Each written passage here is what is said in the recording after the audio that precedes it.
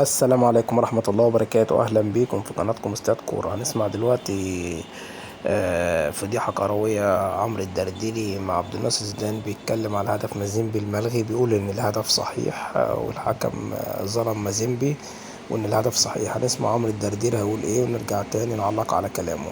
والله احنا بنحلم بالبطولتين اللي هم اقل دول. طب. نفسنا الاهلي ياخد البطوله دي والزمالك ياخد ربنا البطوله. يوفق الاهلي والزمالك وان ياخدوا البطوله. ماشي. ده موضوع تاني. طب شفت ارجع للمباراه. شفت المباراه المجمل بتاع المباراه. انا شايف ان النادي الاهلي الاقدر بالفوز بالنتيجه في المجمل. في الشوط الاول النادي الاهلي ما عرفش يترجم الفرص اللي لاحت ليه وهي فرص قليله بعض الشيء. ما عرفش يترجم الفرص دي الى اهداف، وانتهى الشوط الاول 1-1 0-0. الشوط الثاني الاهلي بدا يحاول مره اخرى، كان عنده يعني استحواذ افضل. الاهلي كان اخطر صحيح، مازيمبي مسك الكوره في حوالي 10 دقائق، لكن في النهايه الاهلي الاقدر والاخطر. نقطه التحول في المباراه من وجهه نظري هو هدف مازيمبي اللي دخل في النادي الاهلي ثم والحكم احتسبه ثم الفار الغاه. ده بالايد. انت بتقول بالايد، انا بقول لك مش بالايد.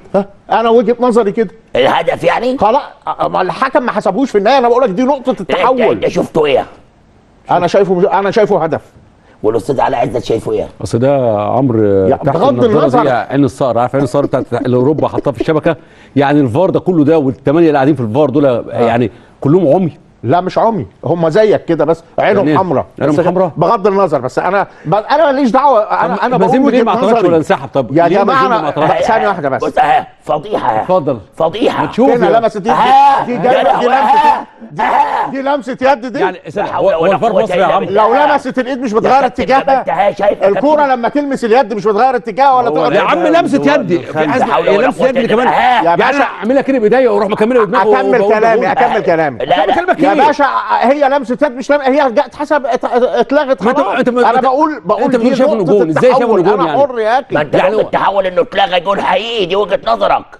أيوة يعني دلوقتي في حكم العالم كله شايفاه هيتامر بتاعت الفار. عندنا التآمر مش من الحكم ولا من الفار ولا من مين؟ التآمر من المخرجين اللي بيجيب لك لقطه تديك احساس ان الكوره لمست يد. الفار ده فيه كام كاميرا يا عم؟ الفار ده فيه كام كاميرا؟ ده شغل مخرج مباراه بعد اذنك يعني. إيه؟ بغض النظر الفار ملوش دعوه بالحاجات دي. انت ليه مش عايز تعدي؟ انا بتكلم بشكل عام. النهارده دي نقطه التحول في المباراه الحقيقيه. الكابتن جمال جايب لقطه من التليفون بيقول بعيد عن ايده ومؤيد عمرو انها هدف. يعني هو وجهه نظر. انت زعلان ليه على وجهه نظرنا؟ بيقول هي اتلغت خلاص، احنا ما بنتكلمش عليها. ماشي. نقطه التحول خلاص. دي نقطه التحول. يبقى نقطه التحول تقف. لو الهدف ده اتحسب، هو ما اتحسبش. لو الهدف ده اتحسب كان هيصعب المباراه على النادي الاهلي. فدي كانت نقطه التحول اللي ادى دفعه للنادي الاهلي. بدا يلعب وجاب 3 اهداف ملعوبه خلاص. بس بس الحكم لم يساعد الاهلي لا هو ولا الفار. انا قلت يساعد. ما هو الغاء هدف يساعد. بقول نقطه تحول في المباراه. نقطه تحول. اللعيبه بتاخد حافز لو جاء عليا ضربه جزاء مثلا وتصدت بيبقى حافز ان انا العب افضل واكسب. ده انا بقول دي نقطه تحول. انا بقول نقطه تحول وتقف. مش نقطه تحول وتقول الجون انا شايفه ومش انا شايفها. انا حر. انا وجهه نظري دي. حضرتك انت شايفها جون خلاص. ايه المشكله؟ في النهايه انا وجهه نظري دي في الهوا. لان في النهايه يا باشا ماشي، انا بقول لك في النهايه وجهه نظري دي في الهوا لان الحكم حسبها خلاص. وجهه نظر لا قيمه. كامل الاحترام لوجهه نظر الحكم في النهايه. احنا بنقول اراء لكن في النهايه الحكم هو اللي بيحسب وهو رايه هتحترمه في الاخر لان هو اللي ماشي خلاص. بس شفتها ازاي اللعبه دي علاء؟ انا في الاول شفتها هدف، لكن لما رجعت الفار وشفتها اتاكدت ان لمست يد. وبعد كده اصلا مش معقوله فريق في نصف نهائي دوري ابطال افريقيا وكوره زي دي ما اعترضش عليها. ده يعني لو اي فريق تاني وشاف ان الجهاز الفني شافها او اللي قاعدين في المقصوره شايفين ان دي هدف صحيح لازم يعترضوا. اصل مش ده نصف نهائي دوري ابطال افريقيا وبتلعب بره ارضك وتجيب جون ويتلغي لك. لا طبعا احنا بنشوف الفرقه الثانيه يعني يعترضوا يعمل ايه يعترضوا طبعا. لازم يعترضوا ولا يعمل. في النهايه الحكم هو سيد الملعب. شفت ازاي كان اول حكم لغى بتاع عادي وقفوا واتكلموا بتاعه وخلاص الراجل عرف ان هدف غير صحيح. ثانيه واحده. هو معلش انا كنت بس جاي في الطريق. انا شفت الشوط الاول وجيت في الطريق بس. هو لعيبه الاهلي اعترضوا؟ لا خالص. الجول جه؟ لا. طب لو هي هاند بول كان لعيبه الاهلي جرى الحكم عشان ما هي خطفه يا كابتن، هي خطفه بسرعه، عارف زي هدف مردود. لا، بس طب ما انا انت بيبان. بتناقض نفسك. لا مش بناقض نفسي. بيبان برضه انها غير اتجاهها، بيبان ان هو لعبها بايده، فاللعيب بيعترض يا على كابتن اصل الفار يا كابتن أنا ما مش شفتش هيجامل يعني. الاهلي يعني. انا أصل هو كمان في حاجه، بس مش الحكم المساعد من هنا من ناحيه اليمين او من ناحيه الشمال هو اللي لغى. ده الفار يا جماعه بيشوفوا اللعبه بتاع حوالي كلها. مثلا 10 طب مرات أستاذنك وبعدين يقولوا قرار. المشكله مش في الفار يا كابتن رمضان، المشكله في المخرج. لا. بيجيب لك لقطه من ناحيه معينه، دي ممكن انا الأستاذ احسبها او عمرو ما الدردير راح احسبهاش. لحته تانيه، بيتهم المخرج بالتدليس، انه بيضحك على الفار بلقطات معاكسه.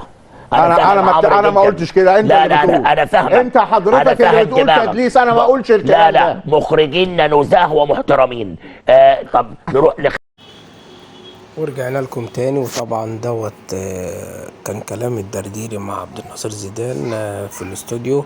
طبعا هو شكك في الهدف اللي قال ان الهدف اللي جابه طبعا مازيمبي قال ان هو هدف صحيح، يعني هو الوحيد اللي شاف ان الهدف صحيح، لكن الحكم والفار وكل الدنيا وحتى الحكم فهيم عمر لما جابوه برضه قال ان الكرة مش هدف لمسة يد. الدنيا كلها شافت الكرة الا هو عمرو الدرديري، طبعا عشان غله وحقده من النادي الاهلي، فطبعا عايز يبوظ فرحة الأهلاوية، وبيتكلم بيقول إن دي كانت نقطة تحول. احنا عارفين إنها كانت نقطة تحول ماشي، لكن هي أصلا كرة لمسة يد وفاول في نفس الوقت، يعني كورتين. لو كانتش اتحسبت لمسة يد كانت تحسب فاول على المهاجم بتاع مازيمبي.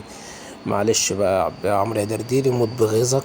النادي الاهلي كسب ووصل للنهائي وراح كاس العالم للانديه، والزمالك ما تقلقش، الزمالك هيخسر ويروح من الكونفدراليه. متنسوناش تكتبوا لنا تعليقكم على كلام الدرديري اللي انتوا سمعتوه مع عبد الناصر زيدان، تكتبوا لنا تعليقكم على الكلام اللي قاله، هل هدف النادي المازيمبي صحيح ولا لا.